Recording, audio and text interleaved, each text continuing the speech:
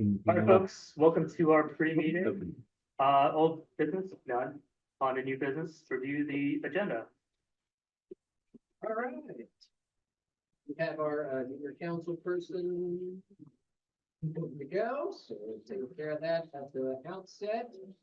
In terms of additional items since the work session, we've added the repeal ordinance is discussed for the home rule charter ordinance that has been advertised on a short order.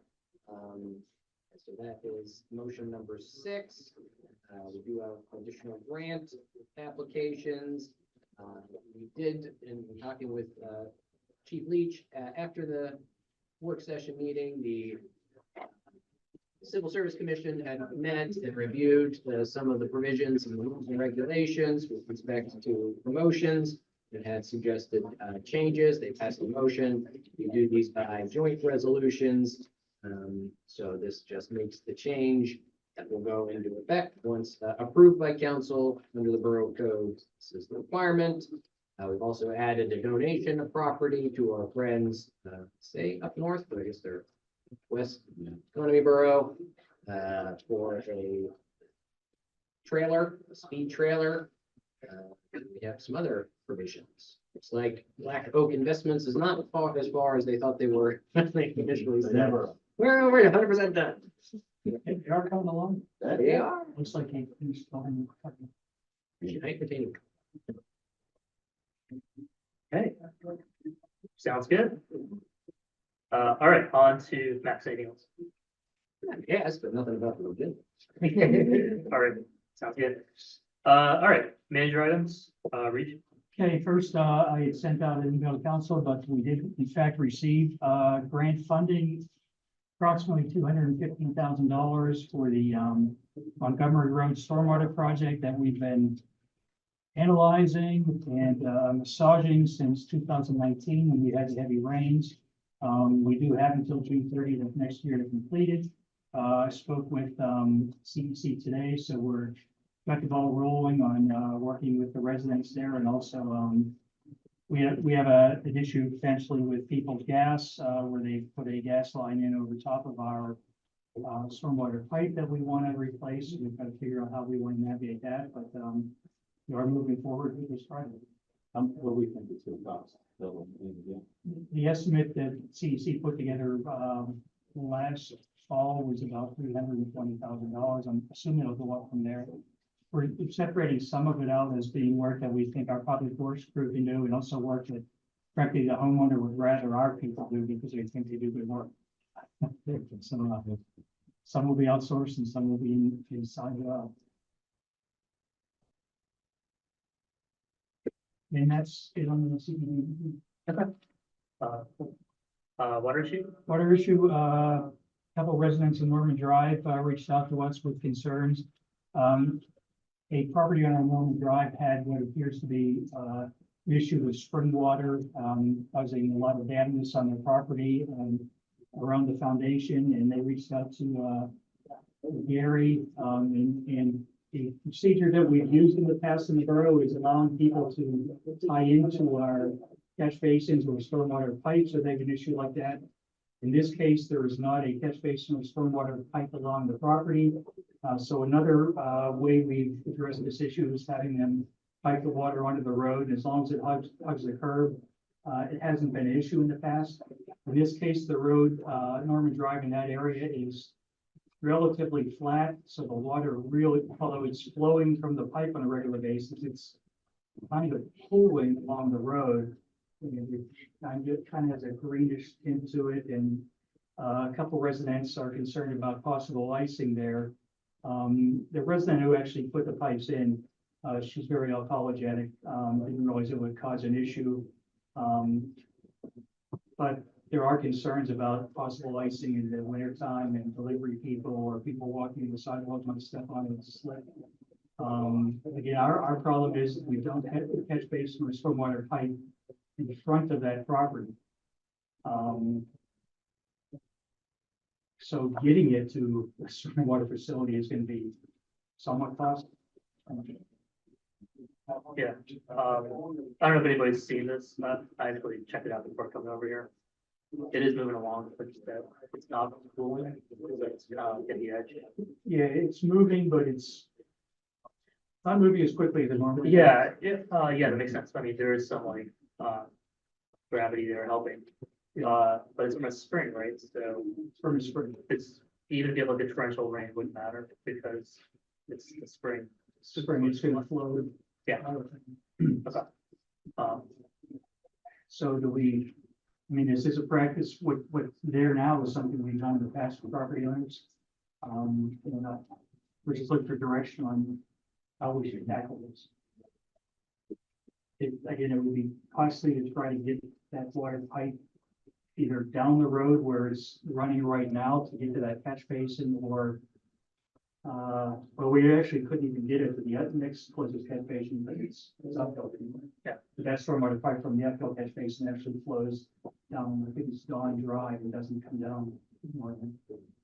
yeah, and there's no way to like pipe it into the sewer. There's a sewer, Sanders? Yeah, it's kind of you like, know what I'm talking about? yeah, and the family would like to know whether, because, they don't know the pump system, they just think that probably can we go like deep to the, is there any pipe like that? No, there's no sanitary, or there's no storm sewer pipe along the road in that Oh, okay. location. That's the problem. It's, So, it's further down, but there's no way they. Three houses down, so we would have to extend the pipe along the road for three houses to get there. in order Oh, to have okay. them dump into the pipe. so this is the only way that we can get the water to the. That's the only way we have Okay. right now to get the water to help them with their spring issue. Another thing that the family asked me whether we can, since the pipe, and this go from that the kind of like spring side to the and sidewalk, so can we do something like that? Still use the pipe to dig the ground and put it on the ground and then go to the what is that? We would have to cross, we'd have to cross like 2 or 3 driveways Yeah, and a sidewalk that would cost us money on concrete. We normally try to pick them when we're paving and we know we have a water problem like that. If the street's gonna be paved, we normally will take care of that problem by putting a pipe down through there. I mean, this just fell on. Norman Drive Paved was that- recently paved. Paved so that years ago. It's gonna be at least 10 years before we. And the only other thing too is I stopped today over there. I stopped over there to check it again. It's not flowing. It's flowing probably a third of what it was the other day. When I took a sample out, it was running pretty good. Westview Water is still checking into it. There is still a possibility that they repaired. They were supposed to be checking and possibly repairing a leak that's up off of, behind Mariner's house, which is up off of, Rochester Road, back in there. So I think, by way of a few days or a week, just to see if that settles down, there's always a possibility that they might, they were supposed to notify me if they found a leak. They said they were looking and still thought that there was one in there. I had a one call or somebody put in for a one call today, that we gotta check into just to make sure and see if if there was a leak in there. Because they did say that there was possibility with, some, had chlorine in the water, when they tested it. So, like I said, it slowed down down to at least a third of what it was the other day when I took the sample. And then the green and the stuff along the road is when somebody's mowing their grass, that's kicking out onto the road and it's creating a little pool area where the grass is laying in there. It kind of doesn't make it look good either, but, I'm just gonna, I'd say is we probably wait a few days to see what it does. Because there's a possibility they might have repaired a leak up there. They could have been involved in it. Because it's definitely not flowing like it did the other day when I took the sample. That's the case, they didn't even need to pipe it off. Right, yeah. But I think, there might even be, there still might be some spring water involved. There's several springs in that whole plan. There's There's other other springs springs that have were in all the private parks. construction. How long has it been? Well, they contacted me back in, I think it was in the end of, it was like back in May. And stated they had problems in their backyard with, heavy, water, everything was soft and stuff, and there was a lot of water in the yard, and they wanted to know what to do, and I told them, I said, is there anything we can do to bring it out to the road? Because there was no other pipe involved there, anywhere along there, so, but it's been a while, and so, I don't know, like I said, if it was a water leak, it could have been there for, a good period of time in there. And it could very well still be springs in there because that is kind of a low spot right in there that's coming off of Rochester Road down into there. So, So that means that means it may be caused not only by the spring water, also like the pumping water from, somewhere else, right? possibly, yeah. Sounds like we should wait till Western Water finishes. Yeah, I'd wait and see on that. Like I said, they were supposed to contact me back and let me know. I talked to one young guy who was doing the checking on it. I haven't heard back from him yet on it. Like I said, I was over there today and it's definitely settled way down from where it was the other day. Like I said, I have a small sample bottle and I had it down there and it filled right up. When I went down there today, I actually had to push a little bit of the grass out away from it just to see if it was flowing. And it's still flowing a little bit. It's not flowing near what it was. So it's, We will report back at the next one. Okay, thank you. Yeah, it was like just a little triple today, so it's definitely slowed down. But, okay, all right, thanks. Reports from council mayor, which one the first? Yeah, you're, but you did a good job.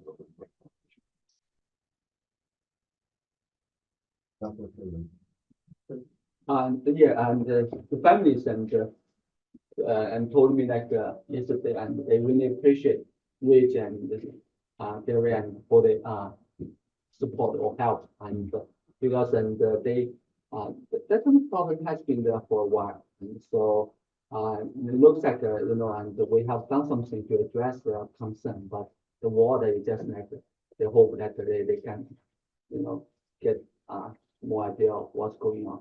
So we can wait for the, the vice view and to get back to us and to see what's going on. So,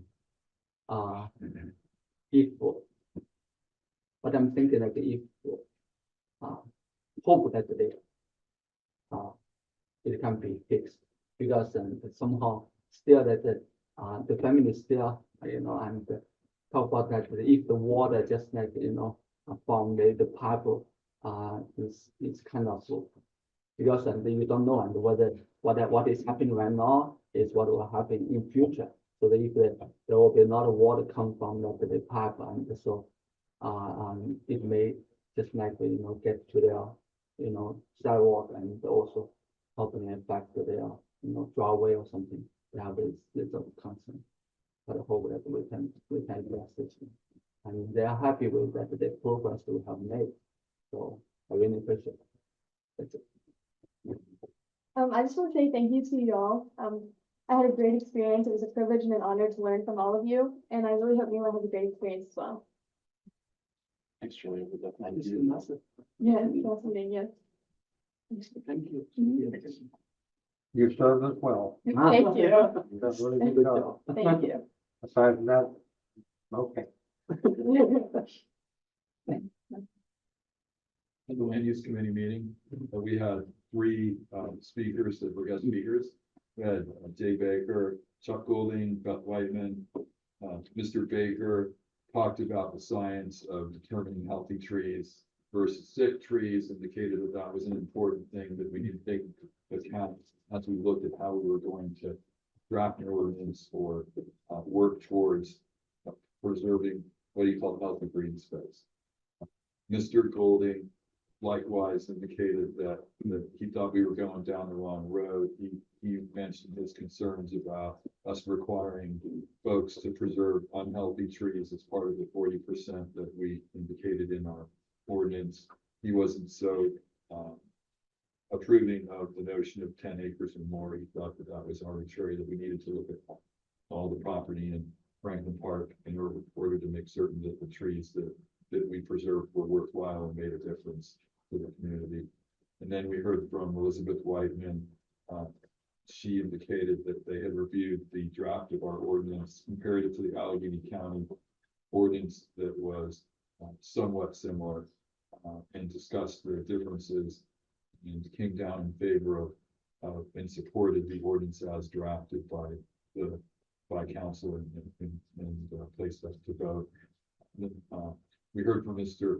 Bianca, our solicitor, indicating that the only time that the Allegheny County ordinance really come into play here is if one of the boroughs or cities or, townships didn't have their own salad. In which case, the Allegheny County would then, be the one that would have to look to. But at this point, since the borough has their own salad, we don't need to look to the county for guidance in that respect. I think we summed up our meeting by saying that based on all the comments that we've heard, let me go back. We also dealt with the issue of the comments from the Allegheny County Economic Development Planning Division. They were concerned about the definition of what a wooded area was because it wasn't defined in our ordinance.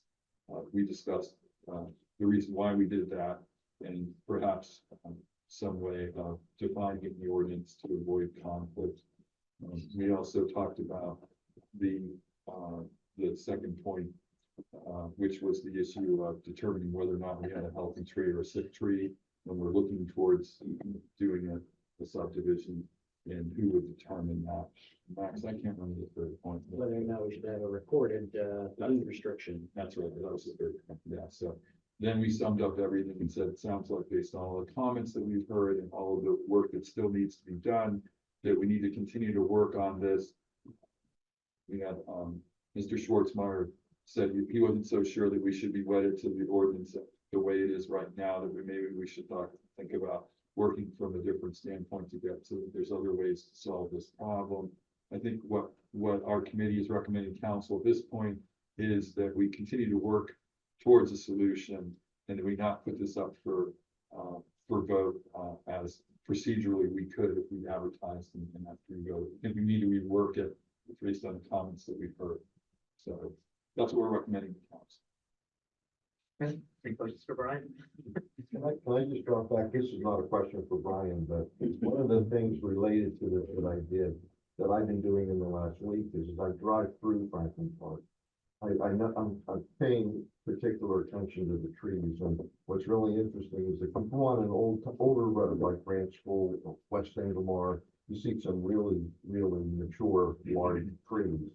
But even in the new developments that we have, like Bramblewood or Matterhorn Drive up above me, those are 25, 30-year-old developments, and you already see the trees really coming in. Like I've seen more people having been pruned and trimmed and even removed because they're so mature. So I offer that.